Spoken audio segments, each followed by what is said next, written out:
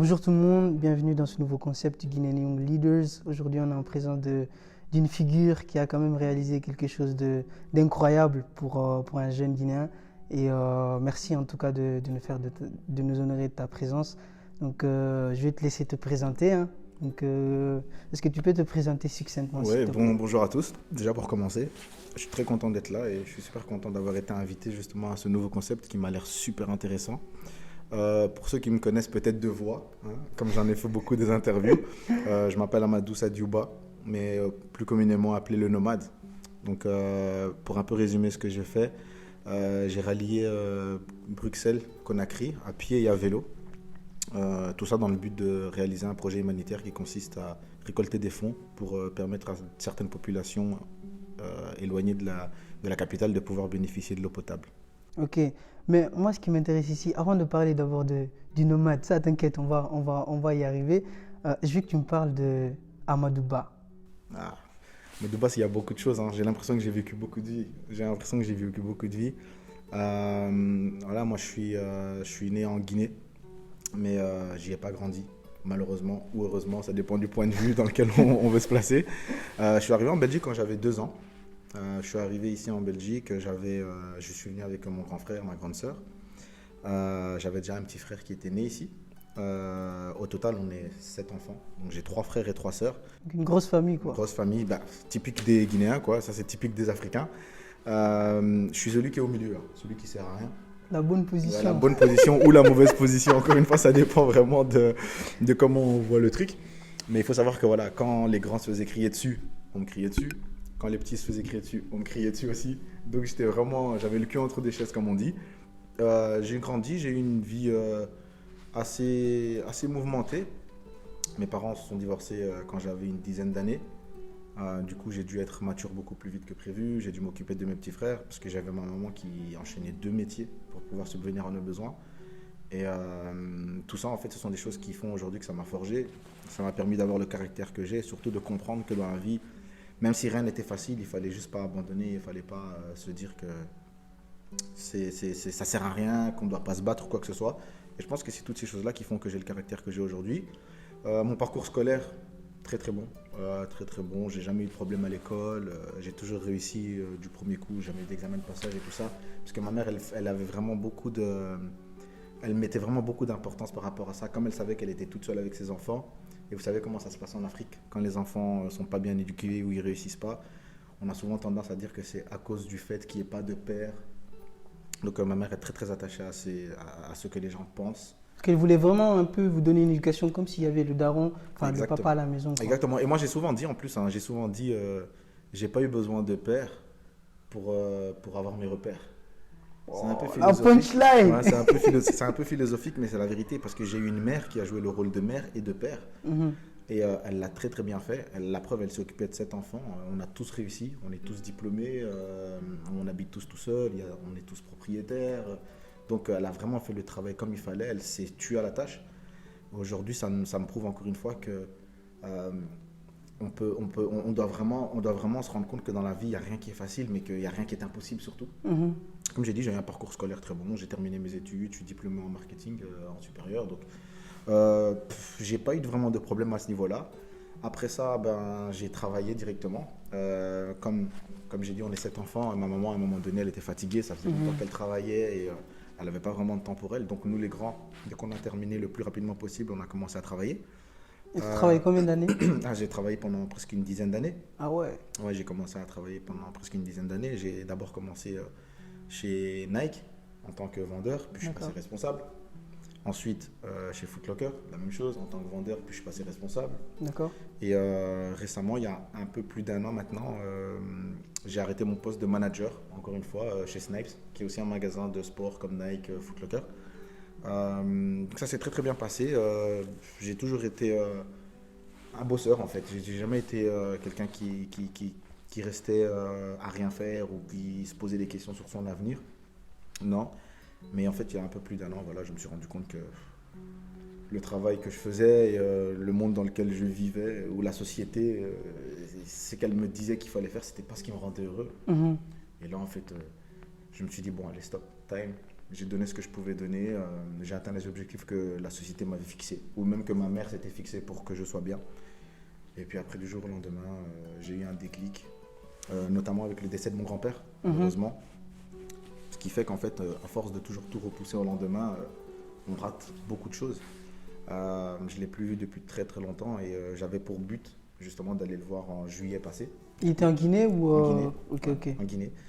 J'avais pour objectif d'aller le rendre visite parce que ça faisait très longtemps que je ne le voyais plus, mais même si on ne se voyait pas, on était en contact quotidien. Parce que j'aime énormément mon grand-père et ma grand-mère, je les aime énormément. Et malheureusement, à force de toujours tout remettre au lendemain, plus tard, il est décédé en décembre. D'accord. Donc en décembre passé, ça va faire bientôt 1 an. Que son âme se repose en paix. Que son âme repose en paix. Et en fait, ça, c'était le déclic. Ça a vraiment été le déclic parce que je me suis rendu compte que ce que je le faisais parce qu'on m'a dit que c'est ce qu'il fallait faire. Et du coup, je me suis installé dans une routine. Et cette routine-là, en fait, c'est pas ce que j'aime. Moi, j'ai toujours été voyageur, j'ai toujours aimé partir, j'ai toujours été un peu rêveur. De la famille, en fait, ça a été... Il y a toujours un enfant comme ça qui est un peu décalé des autres. Et les autres, ils aimaient bien leur structure, travail, pas de problème. Mais moi, j'ai une question quand même, parce que dans certaines familles guinéennes, tu vois, la hiérarchie, elle est établie. Et le fait que tu sois au milieu, est-ce que ça n'a pas joué aussi le fait qu'aujourd'hui, tu te permets de faire un peu ce que tu veux par rapport à tes grands frères ou à tes grandes sœurs? Je pense pas que ça a joué. Je pense pas que ça a joué dans le sens où ma maman, c'est une femme qui est très protectrice.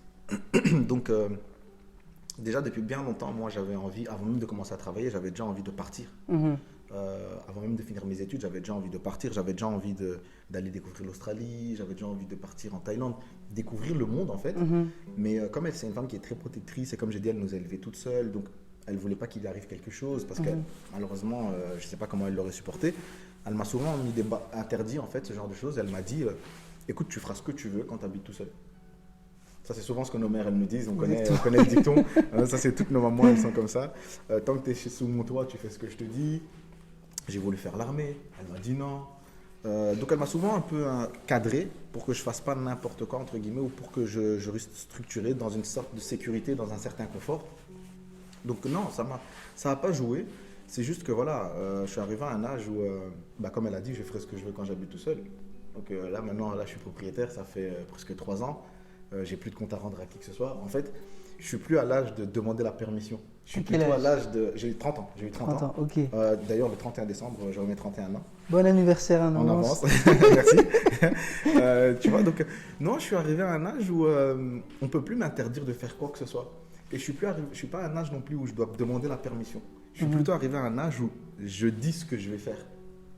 Je crois que ceci, c'est un peu logique parce que, pour moi, en tout cas, dans ma perception des choses, si tu arrives à 25, 30 ans, tu es encore en train de demander l'approbation des gens par rapport à ce que tu veux faire dans ta vie, je pense qu'il y a un gros problème de confiance en soi et d'objectif de vie. Ouais, je pense aussi. Donc voilà. Mais après, tu sais, tu connais la culture africaine, tu peux avoir n'importe quel âge. Ta mère, on a tous en fait, nos mamans, ce sont toutes les mêmes. Ça veut dire qu'on a tous vécu les mêmes réponses. Elles sont capables de te sortir des phrases comme même à 99 ans, tu seras toujours mon fils. Tu vois. Donc en vrai, quand tu réfléchis, on peut avoir n'importe quel âge, mais elles vont toujours donner leur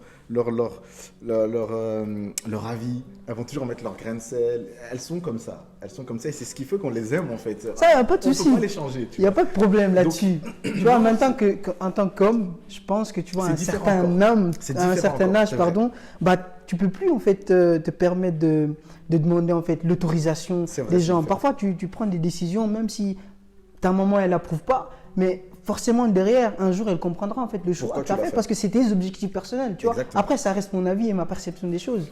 Mais j'ai le même que toi. J'ai exactement le même que toi, dans le sens où le premier voyage que j'ai fait, pour être bref, quand je lui ai dit que j'allais le faire, elle n'était pas chaude.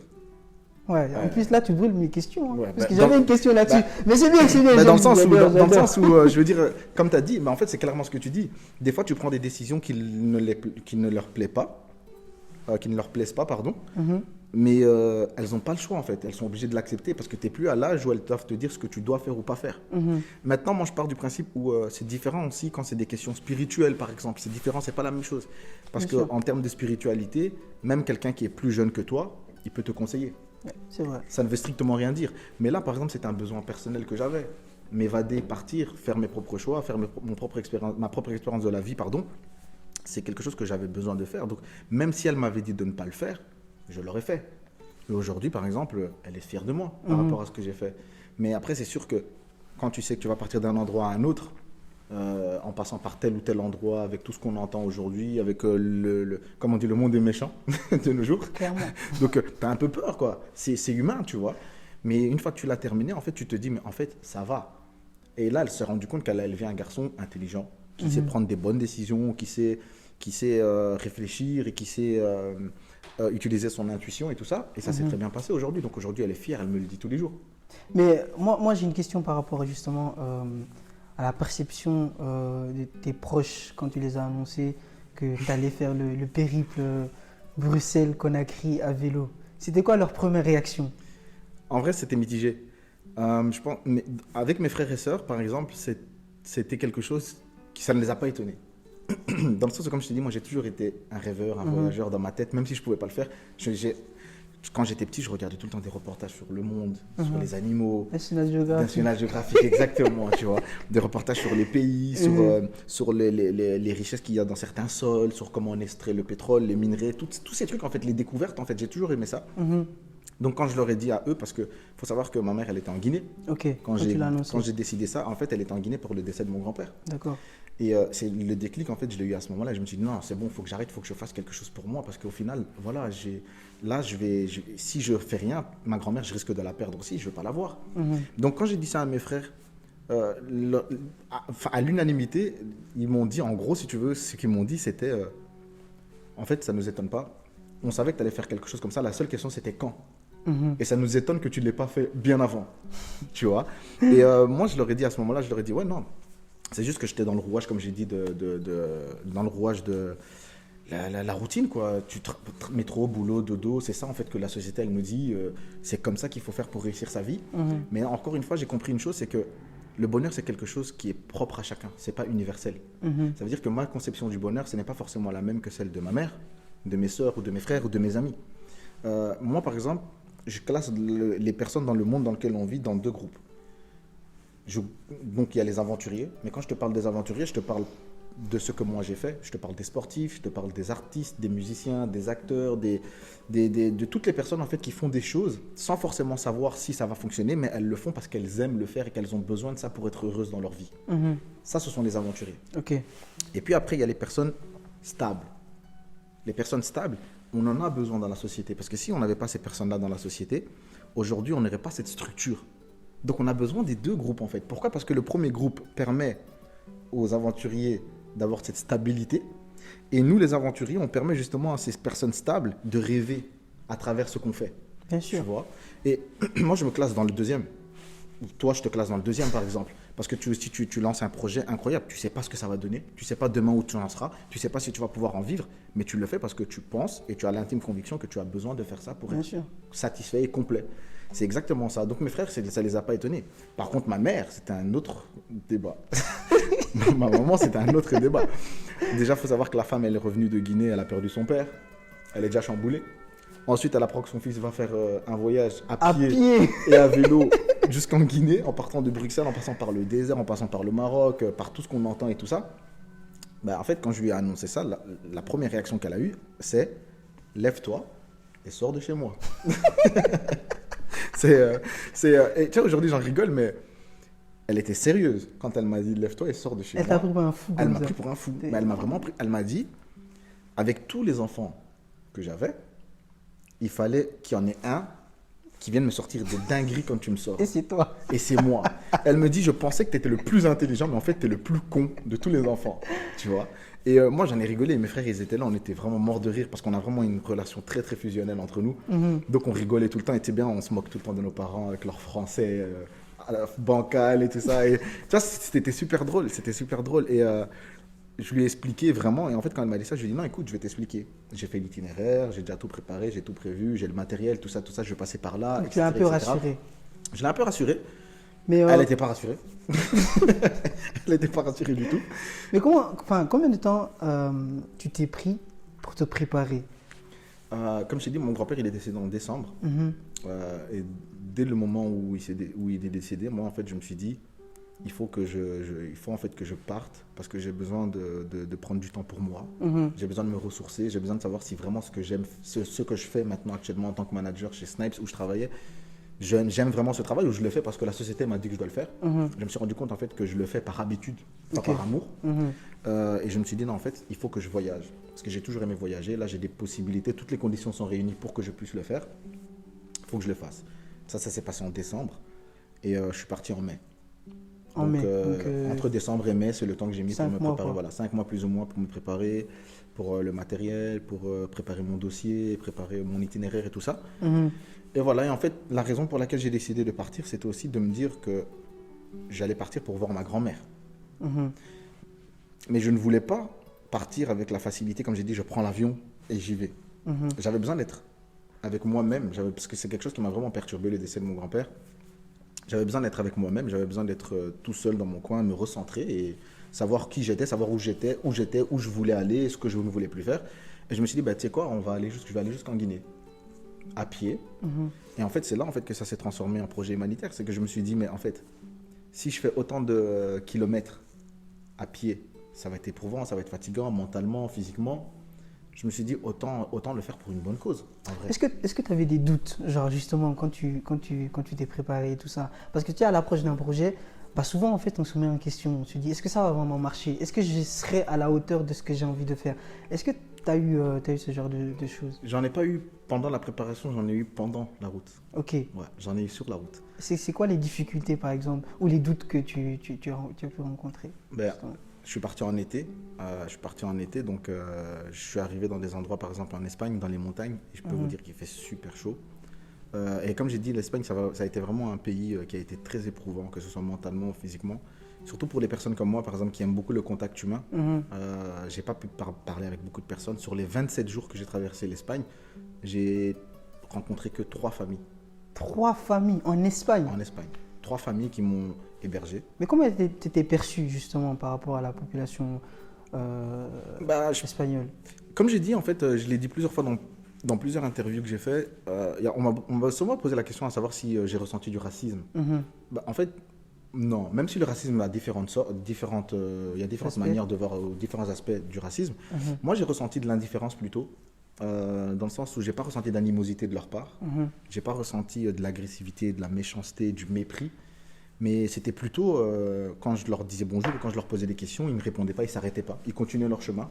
Ah ouais. Et donc j'ai vraiment ressenti de l'indifférence et en fait se sentir qu'on est ignoré, c'est atroce parce que quand tu es tout seul sur la route comme ça, tu as besoin de cette chaleur un peu humaine, tu as besoin un peu de temps en temps, même si c'est pas tout le temps, un peu d'échanger avec certaines personnes, ils vont te raconter leurs histoires, tu vas apprendre des choses, on peut te donner des conseils, on peut te dire par exemple passe par là, c'est plus facile que passer par là. Là en fait j'ai dû tout gérer tout seul et heureusement que j'avais les internautes sur mes réseaux qui me soutenaient parce qu'eux-mêmes ils ont vu que moi je suis quelqu'un avec toujours bon vivant, toujours rigolé, malgré toutes les galères qui m'est arrivées sur la route, j'ai toujours souriant, je prends toutes les choses bien en fait parce que je me dis que c'est une expérience et il faut la prendre comme elle vient. Donc l'Espagne, c'était très fatigant, que ce soit mentalement, physiquement et même au niveau de l'alimentation. En fait, c'est à ce moment-là que j'ai vraiment douté. En Espagne, j'ai vraiment douté et je me suis dit, mais est-ce que je vais y arriver? Est-ce que je vais y arriver? Parce que si tous les autres pays se passent comme ça va être très compliqué, tu vois. Et en fait, le jour où je me suis rendu compte que j'allais y arriver, c'est quand j'ai fini l'Espagne et que je suis arrivé à Melilla pour prendre le bateau pour aller au Maroc. Je me suis dit, mais gars, en vrai, si j'ai fait l'Espagne, en fait, je peux faire tous les autres pays sans aucun problème. C'était vraiment... Et ça t'a traversé l'esprit à un moment donné de revenir en Belgique? En Espagne. Ok. En Espagne, en fait, il y a eu un jour vraiment très éprouvant, j'ai chuté avec mon vélo. Je suis tombé, je crois, à 1 mètre du précipice. J'ai perdu un de mes sacs avec la moitié de mes affaires. Ah ouais. J'ai une blessure, une cicatrice qui fait 5 cm au niveau de la cuisse. Je me suis ouvert le coude, je me suis ouvert les poignets et tout ça. Ah ouais, et ce jour-là, je me suis dit, c'est bon, je laisse tomber. Je me suis dit, je laisse tomber. Et puis en fait, quand j'ai regardé tout le chemin que j'avais déjà fait de Bruxelles jusqu'à ce que j'arrive là où je suis tombé là, je me suis dit non. Mais ce qui m'a surtout sauvé, c'est le fait que je pense que quand tu te lèves pour faire quelque chose de bien autour de toi, pour aider des personnes autour de toi, je pense que Dieu ne t'abandonne jamais. Quand tu es croyant, tu penses comme ça. La preuve, le jour où j'ai eu cette galère-là, mon vélo il a crevé, j'étais blessé, je boitais, j'ai dû marcher dans les montagnes pendant 15 km dans le noir, à pied, en boitant. Ah ouais. Je suis arrivé là où je devais m'arrêter à 3h du matin. quand je pensais que tout était terminé, je pensais que c'est bon. J'allais appeler pour dire qu'on prenne un billet. Il y a un vieux monsieur sur son balcon qui m'a recueilli chez lui, il m'a soigné, il m'a donné à manger, je me suis douché. Le lendemain, il m'a amené au Décathlon, on a réparé mon vélo, il a payé, Waouh. il m'a payé à manger, il m'a payé à boire. Et là, je me suis dit, mais non, en fait, je suis un fou. Bah, j'ai dit, je suis un fou, je ne peux pas abandonner. Dieu, il est là derrière moi. Au moment où je crois que c'était mort de chez mort, Dieu, il me dit, hey, Coco, tu fais quelque chose de bien, je ne vais pas t'abandonner. Tu vas peut-être galérer un peu, mais ça va aller, tu vois. Non, franchement, c'est moi, en tout cas, pour te dire, j'étais très inspiré par rapport à ce que tu as fait. Ça m'a permis aussi voilà, de réaliser ce genre de projet-là, tu vois. Le fait qu'on est là aujourd'hui, bah, franchement, ton périple, il m'a quand même pas mal inspiré. Donc, franchement, merci pour ce que tu as fait. Et j'ai une autre question. Tu as rencontré le président quand tu es arrivé en Guinée, parce qu'il y avait une ferveur quand même. Quand tu es arrivé, il y avait pas mal de soutien sur les réseaux. C'est quoi, en fait, ta première impression quand tu l'as vu? Déjà, quand je suis arrivé à Conakry, je ne m'attendais même pas à ça. Je savais qu'il allait y avoir du monde. Parce qu'une fois que je suis arrivé dans la ville de la Baie, en fait, tous les médias de la Baie, enfin, j'ai eu le bonheur de rencontrer le préfet et le gouverneur qui ont mis les choses en place pour que tous les médias, justement, parlent de mon projet. Okay. Et c'est là, en fait, que le buzz, il a vraiment pris. Parce qu'entre la Baie et Conakry, ça m'a pris une vingtaine de jours, plus ou moins. Parce que je suis arrivé le 27 à Conakry. Je suis arrivé le 27 à Conakry. Et c'est là, en fait, que ça a vraiment pris. Donc, moi, quand je suis arrivé à Conakry, à la capitale, je savais qu'il allait y avoir du monde. Parce que déjà, quoi qu'il arrive, il y a ma famille qui était au courant. Et dans ma famille, on est énormément. Donc, rien que si c'était ma famille, c'était déjà beaucoup. Mais moi, je ne regardais pas trop Facebook et tout ça. Je suis plus sur Instagram. C'était un peu... Moi, ma communauté, elle est plus sur Instagram, tu vois. Donc, okay. Je cible beaucoup sur Instagram. Et je ne savais pas que sur Facebook, ça parlait autant, ça partageait autant et tout ça. Quand je suis arrivé à la capitale, c'était incroyable. Quand je suis arrivé là-bas, j'ai vu entre 2500 et 3000 personnes qui nous ont suivis pendant les 40 km jusqu'à la Blue Zone de Kaloum. Mais je me suis dit, mais c'était malade. Je me suis dit, mais c'était malade. Et là, en fait, je me suis juste dit une chose. La Guinée, elle sait recevoir ses enfants. Le peuple guinéen, en tout cas, sait recevoir ses enfants. Et ça, pour moi, c'était quelque chose d'incroyable. C'était quelque chose d'incroyable. La gouverneure de Conakry, elle a mis tout en place pour que les choses se passent bien. Elle a dépêché toutes les unités de Conakry. Donc, à chaque fois qu'on arrivait dans une nouvelle section, c'était une autre section qui continuait le chemin avec nous. Okay. C'était quelque chose. Je ne sais pas comment l'organisation elle a été faite. Comme quoi, voilà. Quand on veut, voilà. Et on peut. Et il faut aussi savoir, par exemple, que ma cousine, Mariam Souma, qui est là-bas à Conakry, c'est elle, en fait, qui a couru pendant tout le temps de mon périple pour aller faire les accords, pour aller demander les permissions, etc., etc. Elle aussi, elle a fait un travail incroyable. J'ai une équipe de com qui est là-bas, qui ont fait un travail incroyable, tu vois. Les boutiques à Néné, pour les Guinéens, ils connaissent, il y a les boutiques à Néné, il y a les saveurs de chez Yama. Il y a beaucoup de personnes comme ça, en fait, qui font partie de mon groupe de communication. C'était incroyable. Donc, quand j'ai vu le président, c'était en fait l'aboutissement de la ferveur du peuple. Et non, quand je l'ai vu, j'étais honoré. Mais après, voilà, tu sais, moi, je pars du principe où ça reste un être humain, tu vois. C'est le président, entre guillemets, mais ça reste un être humain. Bien sûr. Mais c'est quelqu'un de très gentil, très humble, de ce que j'ai vu en tout cas. Après, j'ai pas échangé énormément avec lui, mais très gentil, très humble, très disponible. Ils se sont engagés à participer à la contribution, par exemple, pour les forages qu'on essaie de mettre en place et tout ça. Donc, au moment où j'y retournerai pour faire les forages, je reprendrai contact avec eux et on verra comment ça se passera. Mais non, c'était quelque chose d'incroyable. Et franchement, je pense que si c'était à refaire, je ne changerais rien du tout. Ça veut dire toutes les galères que j'ai eues, j'aurais revu. Même 2 fois, 3 fois, 10 fois, tu le ferais encore. Ouais, j'aurais pu refaire. Et maintenant, j'ai goûté à quelque chose qui fait que je suis rentré dans une atmosphère différente. Dans une autre mentalité. Dans une autre mentalité, dans le sens où aujourd'hui, je me dis, je ne peux plus rester assis au même endroit et aller travailler pour quelqu'un, par exemple. Je ne peux plus faire des horaires de bureau, je peux plus... En fait, je me dis juste, j'ai un rêve. Mon rêve, c'est de découvrir le monde et d'aider mon pays.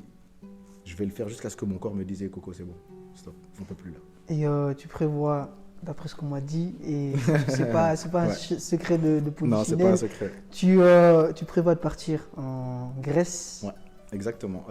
Du coup, là, aujourd'hui, on est samedi le 7. Samedi 7. Je démarre le 8, demain à 10h.